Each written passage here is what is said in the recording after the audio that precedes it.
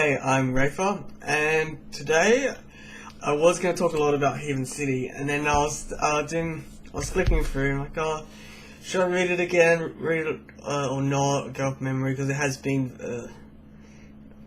a few years since I read it, and then I looked online, like, okay, can you buy it still, for some reason, and you can't, and I'm like, oh. So I'm like, oh, well, there isn't too much point to going in depth on like, oh, how good it is, and you should go get it if like you can't anymore. I don't know if you can get a reprint from Rabbit Valley or something, but it was a Bad Dog Books published graphic novel that was done in, well, I think it's 4 parts, and I think they were meant to be done over 2 years, because the first 2 were 2009, and then part 3 was 2010, and then there's a splash at the end for part 4. And, well, part 4 doesn't exist, as far as I can tell. And I'm pretty sure if I go do some deep research, I can find out what was said. But vaguely from what I remember, it was a very hard project to do. Like, they were struggling to do part 3. And was it part 2? Give me 5 seconds. Yeah, because there was another Notcast Presents Heathen City, where they interviewed Alex Vance and a few of the artists that were working on part 2. And that's where I came to be a big fan of Blue Panther, was through Heathen City, and Kranos and Kaj, and Alex Vance. And yeah, and they were talking about how it was a pretty hard project to do in the time frame they were making themselves. Because, off memory, Heathen City was originally going to be a series of novels, or a novel, or short stories, written by Alex Vance. It's now known as Khaki Doggy. I'll link his, I think he's prevalent on So Furry, so I'll link that. You want to go look into him, and he couldn't work on this idea for a novel because he got, was it RSI or carpal tunnel syndrome? Unfortunately, he started suffering from that, so he couldn't do the typing that was required of writing out a novel. So he turned his project into a graphic novel, and it was really good.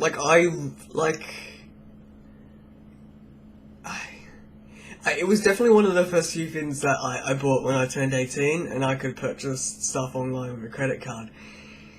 And because I know I was super excited, and then Heathen City Volume 3 was coming out, and I was getting orders from Third Planet, and there was where is it?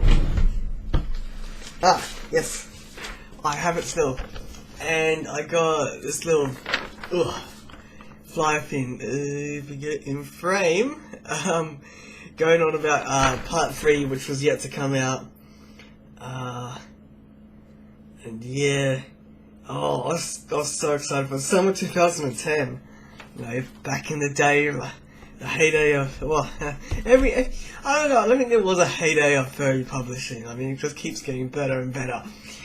And yeah, no, I was a huge fan of Heathen City.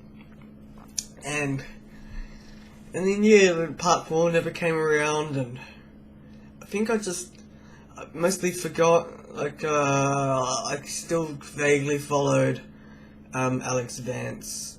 The Bad Dog.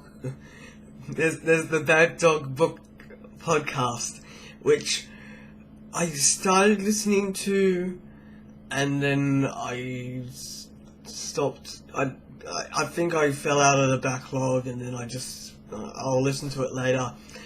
And then the RSS stream is down, but Alex Vance has them all up on a website, which I really want to go through and listen to, but it's just like, I can only play them on the website. I can't download the files, so it's like, if I could just download it and then have it on my iPod and listen to these whenever I can, because it is great. Like they read a story and then it's Toonsters and Skip Ruddertail. I think those are the two hosts, and then they talk and critique about it. That was great, and yeah. So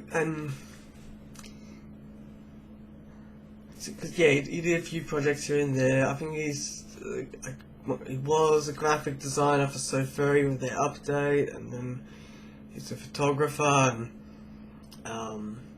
he's one of those furs I really should follow more because I freaking love his stuff. But anyway, talking about Heathen City, which this is volume 2. Okay, so this is volume 1. On the Run.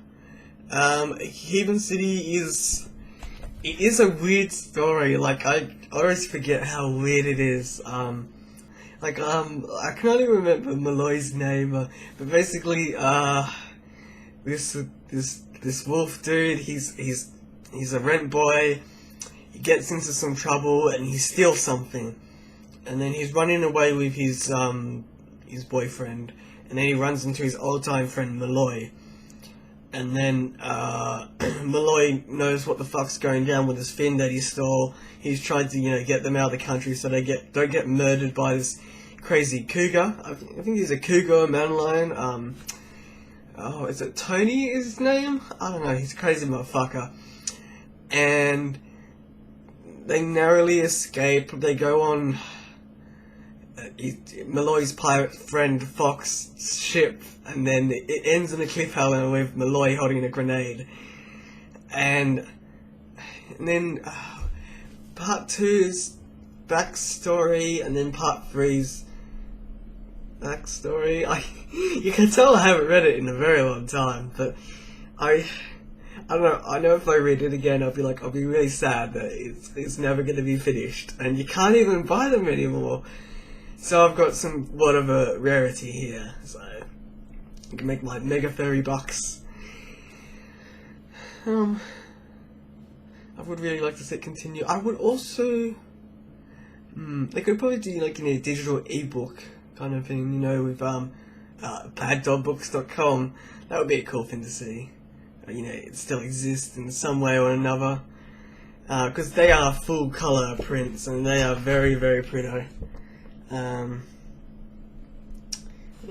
picture doesn't have any blood or violence in it,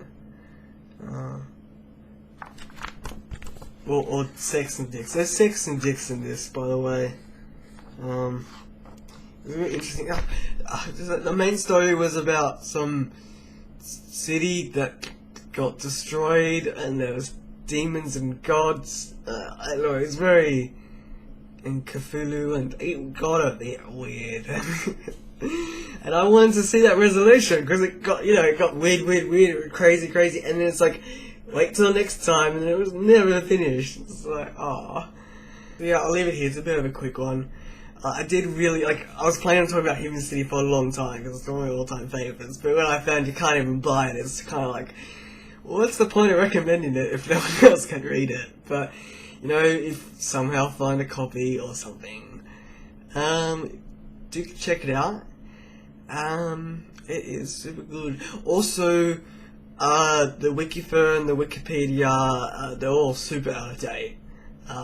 So I really don't know where you would go to find information about this. You'd have to do your own research, which I took 10 minutes before recording to have a quick look. And yeah, so I'll catch you guys later, and cheers.